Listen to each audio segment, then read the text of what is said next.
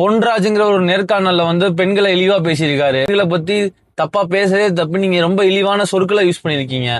தங்கச்சியா இருப்போம், அக்காவா இருப்போம், பொட்டாட்டியா இருப்போம் சொல்லக்கூடிய ஒரு விபச்சாரிகள் நிறைந்த ஒரு ரசிகர்கள் இருக்கக்கூடிய ஒரு தற்குறி கூட்டம் இங்க. இது எவ்வளவு பெரிய தப்புன்னு உங்களுக்கு தெரியலையா?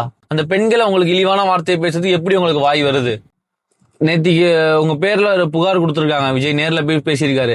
அந்த விஷயத்த பார்த்தோன்னு எனக்கு என்ன தோணுச்சுன்னா, ஒரு ஒரு மேடையில சொல்லியிருப்பாரு, என்னுடைய போட்டோவை கிளிங்க, பேனர் உடைங்க, எனக்கு அதை பத்தி ஒண்ணும் இல்லைங்க. ஆனா என் ரசிக மேல மட்டும் கை வைக்க. இதுல வந்து அப்துல் கலாம் ஐயா கூட இருந்திருக்கீங்க, சில கட்சியில எல்லாம் இருந்திருக்கீங்கன்னு சொல்றாங்க. வயசுல பெரியவர் நீங்களே ஒரு இடத்துல வந்து இப்படி பெண்களை, அந்த வார்த்தை வந்து எவ்வளவு பெரிய கேவலமான ஒரு வார்த்தைங்கிறது உங்களுக்கு தெரிஞ்சுதான் பேசிருக்கீங்க, தெரியாம பேசினது இல்ல. தெரியாம சொல்லிட்டு மன்னிச்சுக்கோங்க. நிறைய இடத்துல போன் கால்லாம் வந்து பேசுறாங்க. நல்ல வார்த்தையா பேசியிருக்கீங்க. உங்களை வந்து புகழ்ந்து பேசுறதுக்கு நான் வந்து யாரையுமே வந்து தப்பா சொல்லவே இல்லை. பெண்களாகி நீங்க பாத்துக்கோங்க. அவர் பேசின வீடியோ கரெக்டா தப்பான்னு பெண்களாக நீங்க தான் பாக்கணும்.